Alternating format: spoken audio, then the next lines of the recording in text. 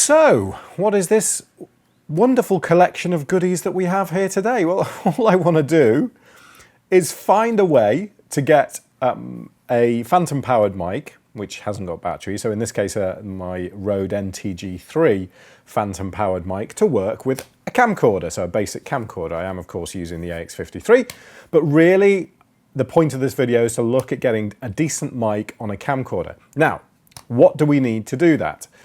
In this case, you have to have a camcorder that has a mic in. If you don't have a mic in, clearly you cannot use an external mic on a camcorder. So this camcorder has its 5.1 mics here, but it does also have a microphone in, a little bit like the microphone in you'll find on many SLR cameras. So let's get this connected. So the first thing I'm going to do, sorry about that squeak, is take out the NTG3. So some mics don't have like a case for a battery here, and with those you don't need to worry so much about phantom power because they power themselves with like a AA battery or something. But in this case, the Rode NTG3 does not let you do that, so you will need a device to provide phantom power. So what am I going to use today? Well, I'm going to use this little thing here. This is an XLR to USB. I bought this back in 2009. This is called, well, in this case, it's a Centrance Mic Port Pro, but of course these things are available all over the place and have been for years. Yeah, I bought this in 2009, and I bought this actually so I could use decent mics with Skype at the time. With Skype on a laptop, you just plug the XLR mic into there, take out the USB and put that straight into the laptop. But I thought, well, what about if I just power this? So don't actually connect it to anything, nothing to control it, just power it. Well, that's what I'm going to do. And I'm going to power it with this power bank. So this is just a sort of lipstick type power bank, as they're called. And it has a USB out. And I'm just going to power it with that and see whether that works. So the first thing is to get this stand. This is just a shock mount. I'm going to put the shock mount on the hot shoe and tighten that up. And it has to be suitably far back actually, otherwise the mic will probably come into view.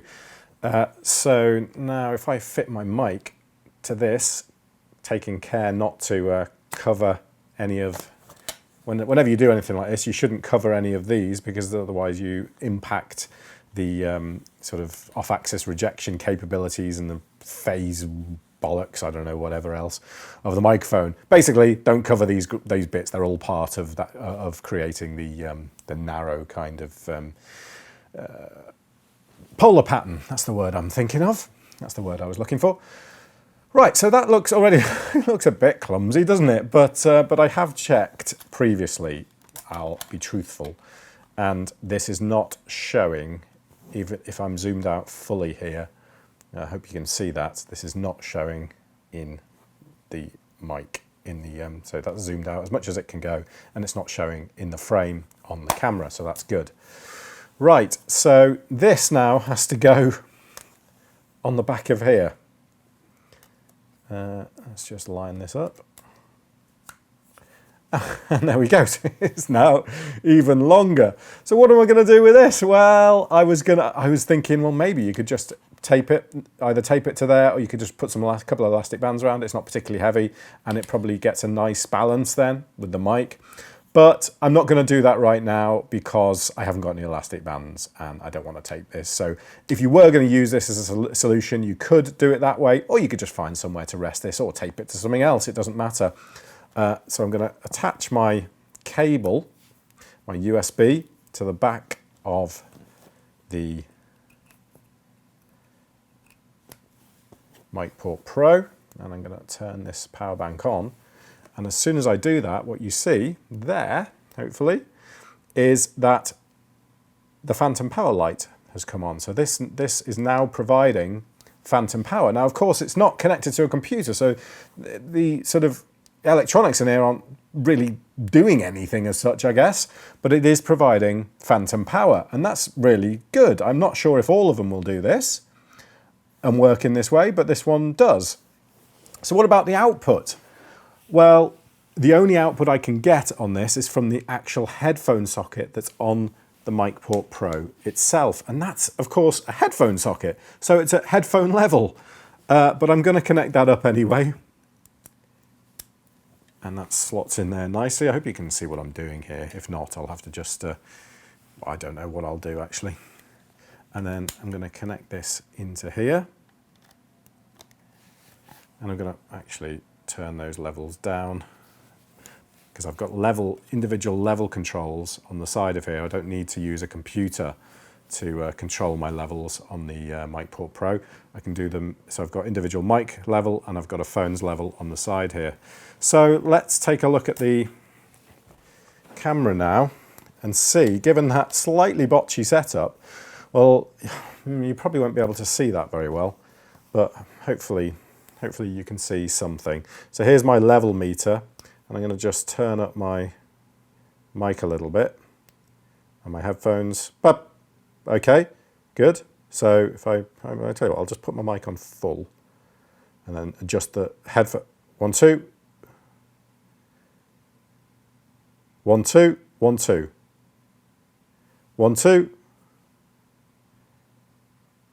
1, 2, 1, 2. Right, there we go. So we've got a pretty good level there. The mic's on full. I could take the mic down a little bit, I suppose, just to provide a bit more control on the headphones.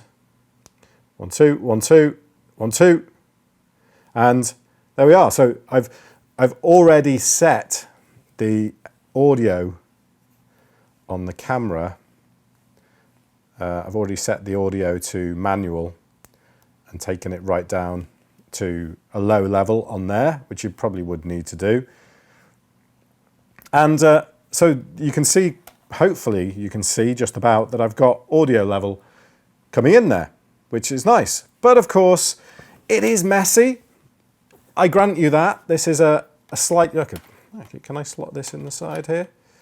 I don't know. I really don't know where I would put this, actually. But you get the idea, right? It's a bit messy, I grant you. But I'm going to just do a quick video of myself talking, and I'm going to show you the difference now between using the NTG3 set up like this on the camera and the internal mic on the camera. So let's switch to that now. Right, so here we are. This is the audio straight on a camcorder. I'm roughly 40 centimeters away from the camera at the moment, and this is what the audio sounds like in a fairly high ceiling room using the onboard camera. So I want to change over to the NTG3 now on the camcorder and just sort of show you what a difference that makes. And I'm actually doing, because I'm recording this on a different device, I might even be able to do that live while the camera's still rolling. So I'm going to do that. I'm going to try and do that.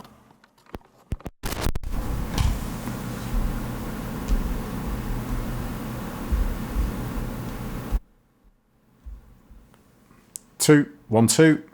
Okay. Might be a little, is that a bit hot? No. Looks okay. Right. Yeah, levels might be a touch high. Hold on.